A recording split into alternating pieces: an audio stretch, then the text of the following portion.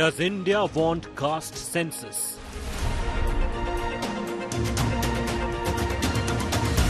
Should MSP be legally guaranteed?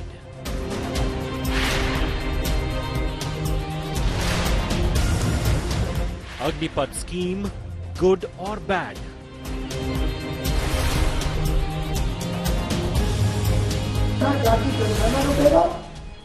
India's most definitive sentiment tracker. Mood of the nation.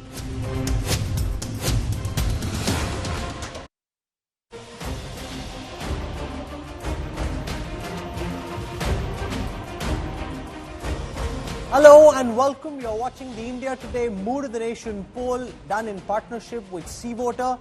In this broadcast, we look at responses to some of the most hot-button issues of the day. Let me introduce you to our panelists joining us, starting with Raj Chingappa, Editorial Director Publishing at India Today Magazine. We have Sheila Bhatt flanking him. We've got Yashwant Deshmukh from SeaVoter. Preeti Chowdhury is with us. We've got Rajat Sethi with us. And we have Sanjay Jha. So, Rajdeep, question number one. Who's responsible for the frequent paper leaks? Remember, in the build-up to this poll, paper leaks were much in the news for all the wrong reasons. So we asked people, who do you blame for the paper leaks? Here are the answers we got. The central government is blamed by 28% of the respondents. The examination authorities are blamed by 21% of the respondents. The state government is blamed for 19%. Individuals who did the scam, were involved in the paper leak, are blamed by 13%. Organized gangs by 7%. Raj, does this surprise you that the bulk of the blame seems to lie in this case with central governments and not with the individuals who did the scam? No, I think it didn't surprise me. Because clearly, if you look at, combine the two numbers, 28 plus 21, it's 49%. And these institutions report directly to the central government. So this is a real wake-up call for them, because the credibility of our national entrance examinations, particularly for medical colleges where the demand is extreme, has to be, restored. And this figure, somewhat reiterates the concerns that we saw in this. The government might have thinks it has weathered that particular crisis. It hasn't. It has to show on ground now, from the results of this, Rahul, that they have to. The fact is also, Raj, that in the elections, the opposition was able to appropriate this issue. For example, paper leaks happened at a state level in Rajasthan. Who was responsible at that point of time was the Ashok Gehlot government. But it just so happened that you had, at the same time, you had an Akhilesh speaking about that in Uttar Pradesh. You had a Priyanka Gandhi who would address practically every rally and bring up paper leak. You had Rahul Gandhi who would meet all of these, students who were, complaining about paper leak. The opposition, at least, were during the elections, was able to appropriate the entire issue of paper leak. And there's also recency bias. Remember this, you've done this in poll in July, August. The NEET exam issue was top of the mind. Yeah. The opposition had taken on the government on the NEET issue. It was a central exam. Naturally, that's going to play top of the mind. If it was UP Constabulary or Maharashtra PSC paper leaks, you would have probably targeted the state government. So I think we need to make a distinction between NEET,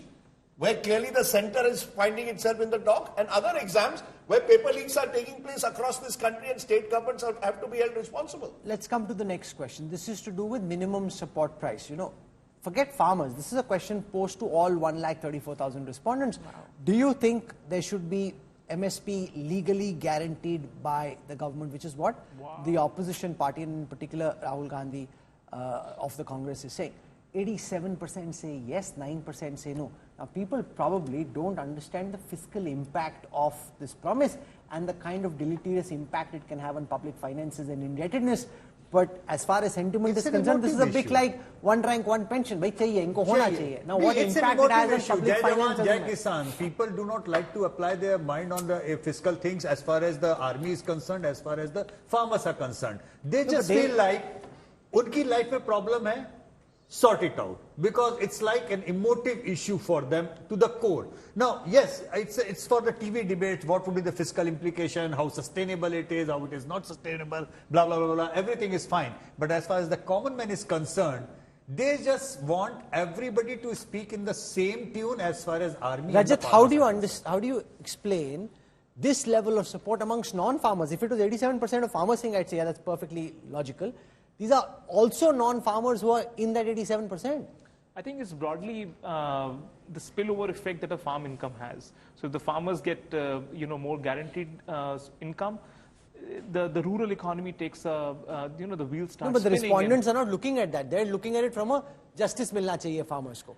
Not realizing probably that they will be the ones paying the higher price if MSP is higher than market price. There is this question that you were discussing yesterday, wherein this perception that the farming is no longer profitable, we have to leave the farmlands and go to urban cities and centers to actually look for jobs which is much more menial in nature. They could have stuck back, lived with their families, and they're not able to do that because they're not able to meet two and two together on the farmland itself. Everybody has their roots in villages, remember that. And when farming becomes a non-profitable venture, it is problematic. By the way, in the data, agriculture has always seen consistent 4% growth under Modi government. It's only in the last 2 years when there was literally 0% growth in the agricultural income. That is what was holding the rural economy from going up to the level it was expected. Rajdeep, how is this likely to play out politically? It's already playing out politically. You see, the opposition, this is part of Rahul Gandhi's attempt to reposition himself as someone who stands for those who he believes have been left out. And he sees that the marginal farmer, the poor, not necessarily that they will benefit. Forget the economics for a moment. Look at the politics of it. The politics is that Narendra Modi 5 years ago promised, I will double farm incomes. That didn't happen. Now comes Rahul Gandhi and says, Narendra Modi is not going to double your farm income, but I'm going to give you a legally guaranteed MSP. So economic populism of the kind that Rahul Gandhi has made part of his political agenda I don't think these answers have anything to do with Rahul Gandhi's propaganda or Rahul Gandhi's campaign or anything. I believe that people are, in general, very sympathetic towards the cause of army people and the farmers. No, but Sanjay Jha, 87% is way beyond the 22% of popularity of Rahul Gandhi and way beyond the 21.5% votes that the Congress But when you come up, when 87% respondents, Sanjay Jha, say they want a legally guaranteed MSP, somebody has to do the fiscal math. You have to add up if the MSP is given in this fashion. What's the number it goes up to? Some estimates suggest it could be as much as 10 lakh crores, even if it isn't that much. And remember, the total money that was being spent was 44 lakh crores. So if therefore 10 lakh crores get spent on this, it impacts everything else. So I think people are looking at these promises more emotionally rather than doing the maths around these numbers. Rahul, I think this is a very significant data point. It tells you that somewhere, if people who are not aware of the mechanics of say an MSP pricing or in terms of Agniveer, the entire structure, it tells you that the pain of inequality is being felt across different tiers of India. Because everyone has suffered to a great extent. This is not rhetoric, by the way. The middle class today is disillusioned with Narendra Modi because the middle class is paid through its nose and not got the returns. So I think across the country, there is now not just a perception, it's also a reality. Don't please dismiss it as a perception that people have suffered. There's a greater empathy for those today who are protesting and saying, I need justice. I'll give you one data here. India Ratings, a very established research agency, pointed out that India lost nearly 12 lakh crore of GDP, 12 million people lost their jobs, and around 69 lakh small informal enterprises closed down because of demon, lousy execution of GST and the sudden lockout. Now, these will have ramifications. They are largely psychological. So there is economic security, there is psychological frustration, and people are beginning to realize, hang on, this is not just an opposition trying to bash the government. The problem has come to my doorstep. And that's what you're seeing in the numbers. This is a big danger marker for the government, because if 87% popularity support is with there being legally guaranteed MSP, that's a problem because the government doesn't have an intention of doing this. So there's a real challenge there. Let's come to the next question. Rahul, just one line, that since last 10 years, who is having the highest power in center? Only Rajnath Singh is a dhoti-wala with a background of Kisan. Nobody else. So there is otherwise also in perception, I'm talking only of politics. Not now they've got Shivraj Chauhan. Now, but sure. Very late in the day. For 10 years, there was nobody with a... So there is one kind of a public perception. It is, but let's be fair to Mr. Modi. In every speech that Mr. Modi made from 2014, he always speaks of Garib Kisan. You will remember the Kisan Samman Nidhi in 2019. It's not as if, you see, this is where perception matters more than reality. It's not as if Mr. Modi's government has been anti-farmer. You know, I think it's unfair to suggest that. What happened? I think the handling of the farmers' agitation has resulted somewhere in the feeling that this government was indifferent to the needs of the farmers, and you are seeing that in these numbers. I think that's where Mr. Modi has almost been hoisted by his own petard, because normally he's the one who controls the narrative. In this case, he's the one who's lost the narrative. One of the economic responses of this gigantic number of 87% would be increasing the PM Kisan. There is considerable thought that is going on in the BJP's economic quarters. That 6,000 was a number that is in 2018 July. It will be done. I think it will be done in the full budget that will come. It was just a small budget, that 6-month-long budget. In this budget was presented in July. You barely had a time to roll it out, etc. And I think there was no reason why they couldn't have done it in the July budget. Let's be very clear. Nothing. Pradhan Mantri Kisan Nidhi Yojana is, if you talk to the farmers, is taken as a slight. 6,000 you're giving them a year. They actually take it as a slight. Okay, let's come to the next question. Should the Agniveer scheme continue? Here the response is 27% saying yes, it should continue. There should be improvements and it should continue, say 38%. It should be scrapped, say 27%. So the large percentage there, Chingappa saying continue it, tweak it, make improvements. Lesser percentage saying do away with it. Well, you could look at it the other way. Here was a scheme that the government said was perfectly done, and now everybody, if you say 55% or more, are saying either you tweak it or stop it fully. And I think this is a really, in terms of, it's a political hot potato. It'll have an impact in Haryana in some senses. Wherever anybody is sending their, children to the army, those states, particularly in the northern belt, will certainly, look at this and see whether the government will actually begin to modify. What you're seeing, some of these things, to link it up with the MSP question as well, and you'll see later also in this, that there are 3 or 4 very uncomfortable things that the government has to do, which is against their grain. They don't want to change the Agniveer. Now there are noises that they will do that. MSP, they don't want to give it. I mean, there are great practical reasons of it. But as Rajdeep was saying, they've lost the narrative in terms of the farmers. It'll be very difficult to recover the ground. And I think you're seeing the change. You've seen some of the, what would you call it? When they start talking for caste census, which they were dead against, there's now talk of let's do a national caste census. That's the other uncomfortable thing that they'll have to come to terms with. The easier ones, you'll see that right across in other polls, which is, one nation, one poll, they'll get massive support.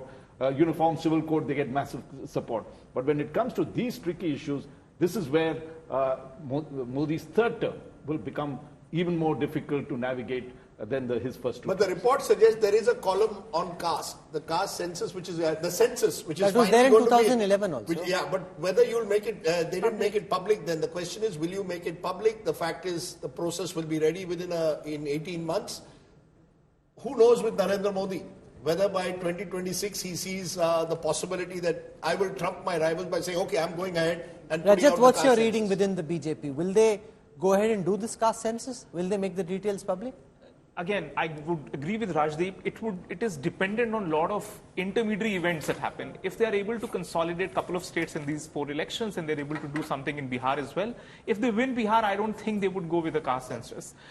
If things start changing even there, Prime Minister Modi will do everything under his right to actually go back and course correct on the Samajwad issue. Let me show the response to that question. We ask people this question: should there be a caste census?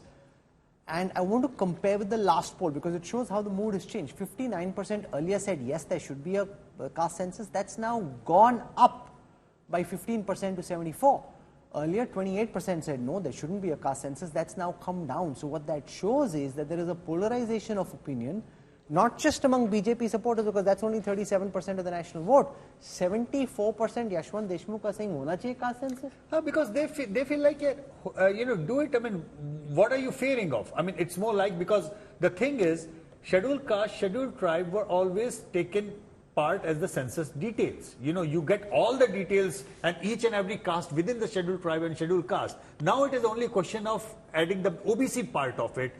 It might be a political issue for you for implementation on the issues of reservation and everything, but as far as the common man is concerned, getting him or her counted, and big number, almost 50% of this population belongs to that OBC category in that way. I mean, in that way. So for them, it is a question, okay, what's the problem?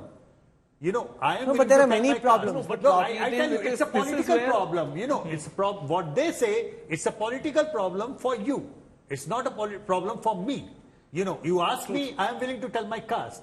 So it's a problem for you. You are asking it or not. So but Sanjay Jha, if it's so simple, why can't the Congress begin by implementing it in Karnataka? You already have a state government. You have a poll over there. The poll is being done. You have the caste data.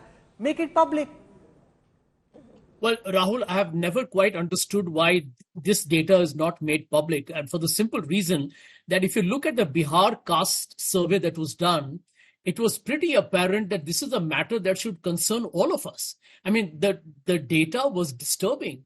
85% of the people are backward, 15% are forward. That's pretty much as we expected. But look at the number of people who are graduates, 7%, postgraduates, 1%.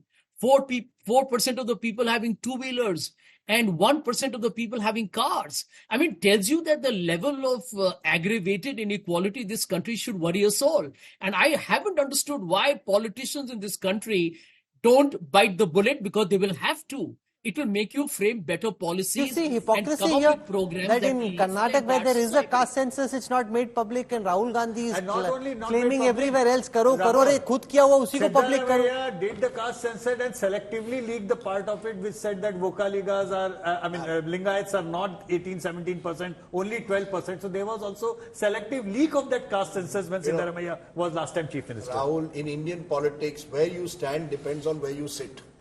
It's very simple. In 2009, when Veerappa Moily was trying to drive the whole caste census through the Congress party, there was resistance because there was a feeling that this would open up a Pandora's box. The moment you're in opposition, you realize that this is an opportunity for you to project yourself as a party that stands for the OBCs in particular. I think one of the biggest changes in Indian politics in the last 10 years or 20 years now is the OBCization of Indian politics. And where Narendra Modi has really dramatically changed the BJP's fortunes, is made the BJP much more of an OBC party than it ever was in the Vajpayee-Advani era. Now the Congress needed to compete with that. How do you compete with that? You tell the OBCs, look, jitni abadi utna haq. And you completely try and change the narrative and therefore make caste census central to your political agenda. You didn't do it in government, you do it in opposition. And Siddharamaia knows that if he is to bring out the caste census, it will unleash all kinds of forces in Karnataka, Vokaligas, Lingayats, Kurubas, and will you be able to handle it? But then Siddharamaia should speak to Rahul Gandhi and explain the problems in doing it. Look, as I said at the very outset, where you stand depends on where you sit. And I think one of the challenges in handling, I don't think personally there's anything wrong, and there should be, as a pure academic exercise, at least a caste census. I mean, in Maharashtra, all kinds of numbers are being thrown up as to what is the Maratha population. No, but there is a problem. Nobody knows the exact number. It's not that simple. I'll tell you why. Because there are many people who will claim to be of a particular caste. When the census happens, you can give any caste, right? Now, the enumerator who comes, how is he qualified to verify what caste? If I want to claim we can't, but I'm saying the other people who will claim to be, say, a tribal or a Dalit or an OBC, and they'll all want to be in that category, Rahul, which is what happened in 2011. Rahul, if you want, where there is a will, there is a way. My problem in Indian politics is so polarized that the moment you are in opposition, you say one thing, when you are in government, you say the other, and the other side does exactly the opposite. You don't want to give any of you don't want to give your opponent even the slightest political advantage on what ideally should be issues that should be discussed by dialogue. So this is Parliament. Even Chidambaram, for that matter, when he was looking after the census efforts, he came out with an intellectual justification. What Rahul is actually saying here, that you cannot in a guaranteed way say that the data that you have acquired is actually correct, legitimate, because who is claiming to what caste? They might be saying that this Mr. Chidambaram is the head of the manifesto committee of the because in the opposition. And by the way, this caste boogie, this started off with Christoph Jefferlot writing articles after articles in Indian Express, and I think the core think tank of the Congress party believes that, perhaps this is the only plank that they need to stick on, and they have been sticking, and they have now forced Prime Minister Modi also to a great extent to come out of this Hindutva, Rashtravad image and combine Samajwad in its overall thing. No, he's And absolutely right. This is what I have heard, that there's an group of intellectuals which convinced the Congress leadership that if you want to compete with Hindutva, the only way you can do it is by raising caste consciousness. That's how politics is beyond politics. I think what the common man also understands or says, or likes to say in here, you have an affirmative action policy in place, constitutionally in place. You need to have numbers to implement that. You cannot implement affirmative action without numbers, without data. So there is a strong case that if you want, either you remove that entire affirmative action policy from the constitutional obligation, or if you want to implement it, then you need to all have of us data. on this table, and all of us in the studio are speaking as up. And please look at it from an OBC perspective. They are the majority. OBC plus Dalits plus Adivasi are the majority. Here are 1, 2, 3, 4, 5, 6. No, I'm OBC in 3 states. Yeah, in 3 states, but not in your. That's a good one. That's a good one. Not in your own state. Not no. So you may want. What do you mean OBC? I'm OBC. I'm not even sure because even I have minority Deshmukh. Therefore, Rahul, those who feel left out, it again comes down. A lot of it, and Sanjay Jha alluded to it, inequality is an issue.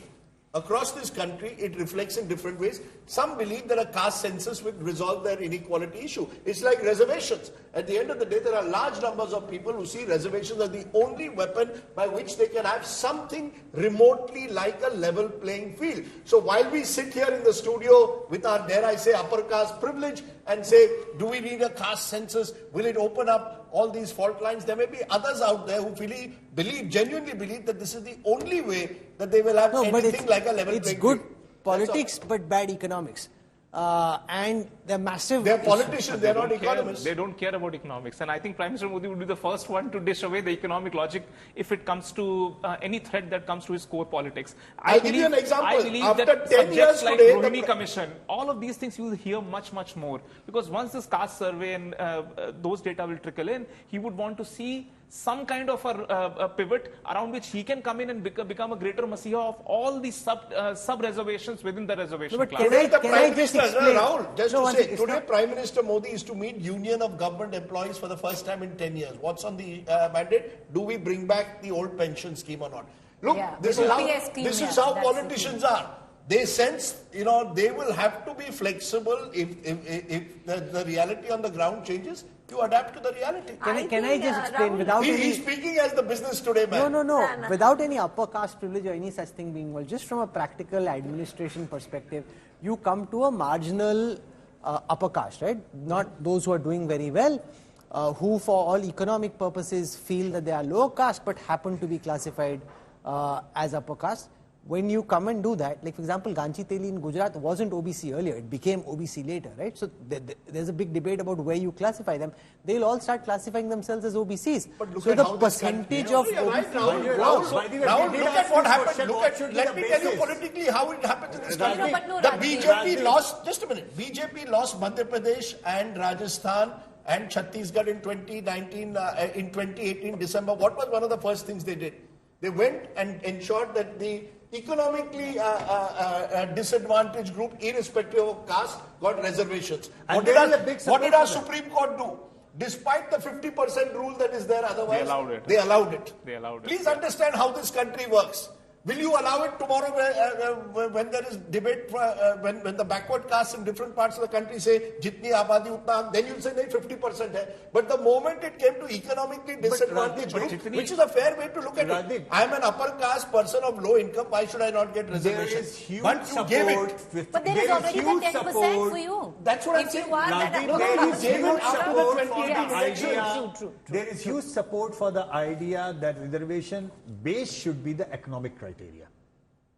There is huge support for the idea for that as well. So, see, what the huge support from whom?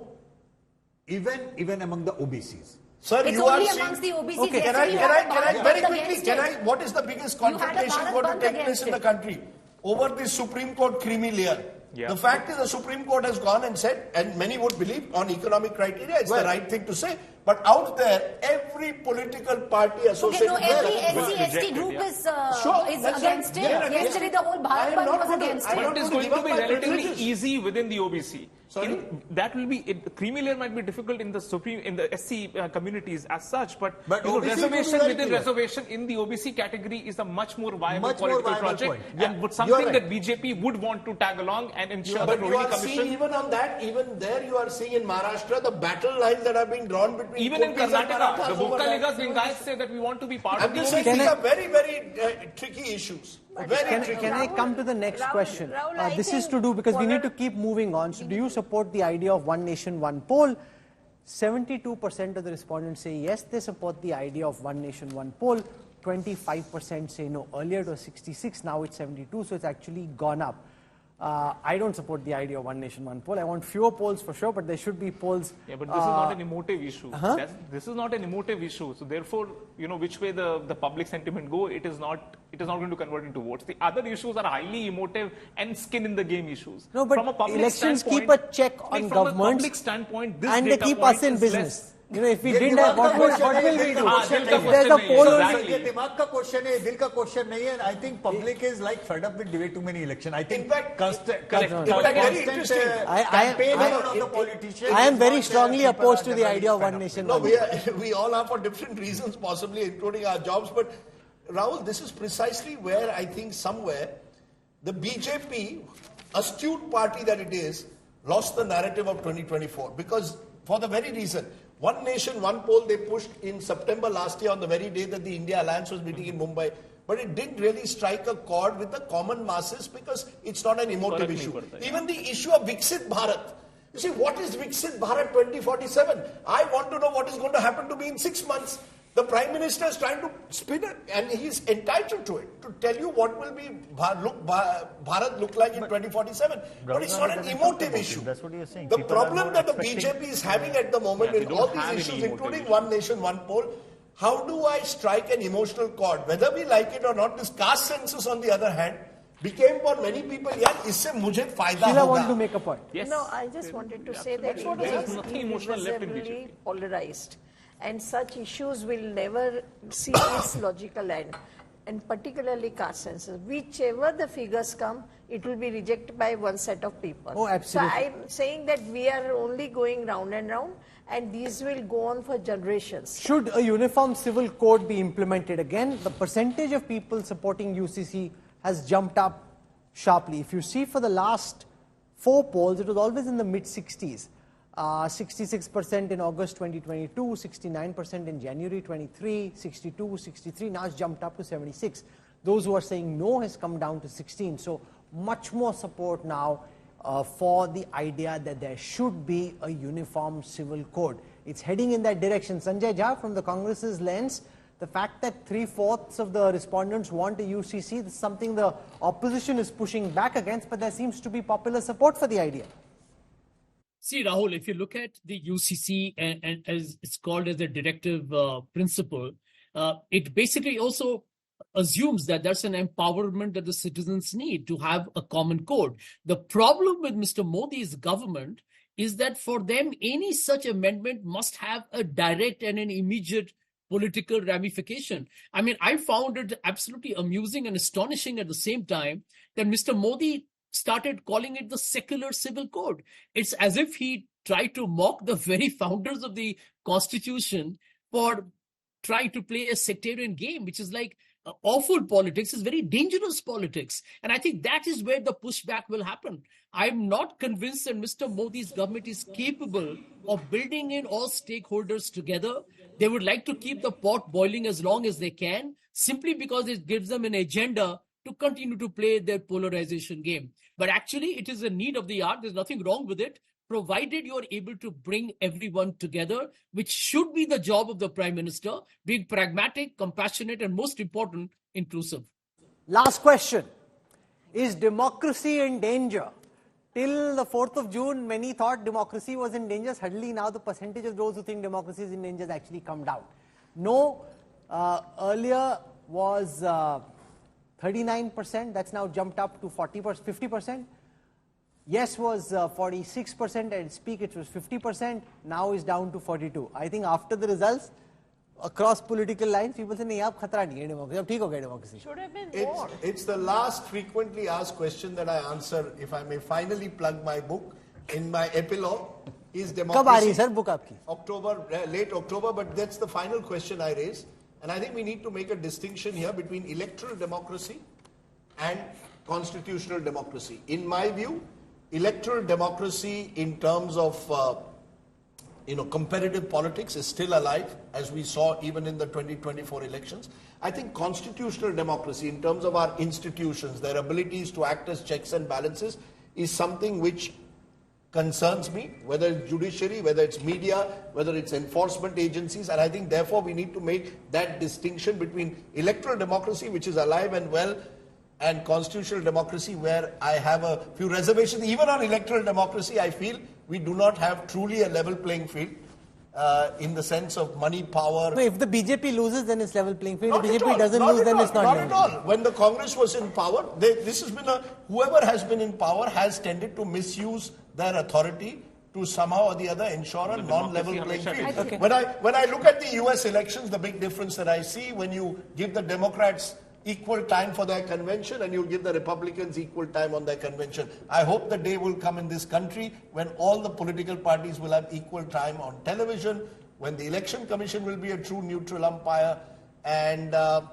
when money in some way is equally available to all the contending parties. Final words, Sanjay Jha, as you wrap up this long marathon broadcast around the mood of the nation, what stood out for you most? What concerned you the most? What gave you the greatest joy? Your final sense of the India Today Mood of the Nation poll. Sanjay. Rahul, I'll keep it brief. I'm very optimistic about India. And even before the 2024 election results, I'm glad we talked about reservations on your program, because that, besides the politics, is a constitutional mandate, because I think we are a beautiful country, a very diverse country, and I think we need to celebrate that. My personal feeling after hearing some of the observations is that Indian politicians are being challenged. Mr. Modi was seen as infallible. I mean, the authoritarian, a very popular leader, extremely charismatic, who could go on forever.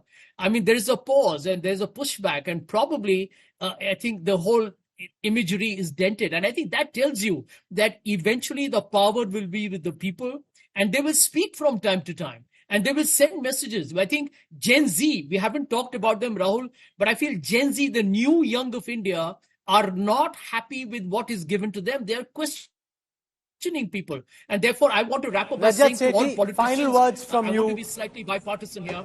There is... Complete what you're saying, Sanjay. 10 seconds. My simple point is I'm very optimistic about India, and I think politicians need to be questioned more than they have been so far. What's your one final takeaway from the Mood of the Nation? I think BJP's core cookbook for Indian politics, the core agendas, emotional agendas, have been achieved. What is the next act? You need to outweigh, be creative around it, be more appealing to the newer set of voters, newer bulge of demography that is coming in, reorient yourself. I think the first 10 years we've seen fabulous amount of governance, stable polity, etc. These next 5 years do not promise to be that stable. Therefore, the BJP, and led by Prime Minister Modi, will have to be extremely creative and on their feet to constantly innovate and do not give space for the opposition. Preeti. Well, I think the mood of the nation is shifting. If you just look at the data that you've got, you look at how it's changed. Even if you talk about the caste census, how dramatically it shifted. You look at the MSP, how dramatically it shifted there. Even the political micro data points, Rahul, I feel suggest to me that the mood of the nation is shifting, not dramatically, but it is. Sheila. I think anxiety and stress level has increased so much. For whom? For everybody across the all. Why are you anxious and stressful? Of course, very much. It's you can't go for shopping the way many years back we were used to shop and all. Everything costs money and much higher. So I think if given, I don't have an access to Prime Minister, but if I had, I would tell him that out of 24 hours, all working hours of the day, he should just attend economy. attend to the economy. Yeah. Rahul, public perception is all about dil aur dimag ki jang. You know, once the emotive issues are on the higher side, then the economic issues, they're all on the back burner. But once the emotive issues are down or the economic distress is on the higher side, then emotions don't really work. People think about they're running the kitchens first, just like Sheila mentioned that many people look at the way, is my quality of life is the same as it used to be. So people are eternally optimist.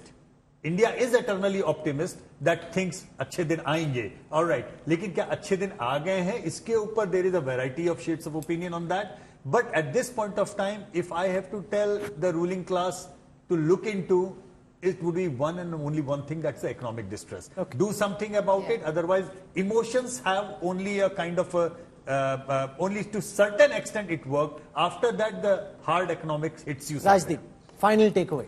I think what has happened, Rahul, is that this country has gone through 5 bruising years. 2 years of it went in COVID. There was lots of legislation that was polarizing. You saw farmers on the street. You've seen students coming on the street on paper leaks. It's been a bruising 5 years, and a lot of people have lost out. Stagnant incomes, for example, even as they see before them a billionaire Raj. So you've got a billionaire Raj on one side, and you've got stagnant incomes on the other. And I think while people have trust in Mr. Modi, as your survey shows, in terms of the fact that he remains Neta number 1, there's also a hankering for change, hankering for new ideas, new ways, a new imagination. People want a new image. Nothing is permanent, Rahul. And therefore, I think I contrast your Mood of the Nation 2024 with Mood of the Nation 2019 August. Then there was a sense of euphoria that Mr. Modi was going to take us into the 21st century in a manner that we'd never seen. I think some of that euphoria has dimmed. Some pragmatism has set in. I agree with Yashwant that this remains a very optimistic country. But the optimism always needs to be tempered with realism. And I think somewhere some of the arrogance that had crept in to those in power over the last 5 years are getting a reality check. In that sense, this Mood of the Nation offers a bit of reality check to all sides, to be a little bit more humble, rooted, and care for the last man or last woman on the street of this country. I'll give a cricketing analogy as we end. For the last 10 years, it's been one-way traffic. You've got a lousy bowling attack, bowling lollipops, and the BJP's been hitting ball after ball out of the park and scoring century after century. Post these results, the scenario has changed. The bowling attack is more lethal. They have some Bumrahs in there who are moving it around the park. And remember though, you still have the best batsman on the crease. This poll shows the popularity and the rating of Prime Minister Modi more than double that of his prime opponent. You've got strong opponents now. You've still got good batsmen. The question though is, can they bat in a very different pitch? They're having a different bowling attack, a different pitch. The circumstances has changed. The audience is now more hostile, so you have a very interesting cricket match on, which is why the best place to be is as a commentator on India Today TV, where you have no skin in the game. Everybody's only going to give you galis, which is fine, but if you've got no skin in the game, it's a good time to be a journalist, good time to be watching television as well, and let them duke it out. We will wait and see what the next Mood of the Nation offers, because remember, that will be January of 2025, and that will be after we've had at least 3 major assembly elections. And each of them could throw up some surprise or the other. So plenty to look forward to. Thanks very much to all our guests, and thanks very much for watching. Goodbye. See you.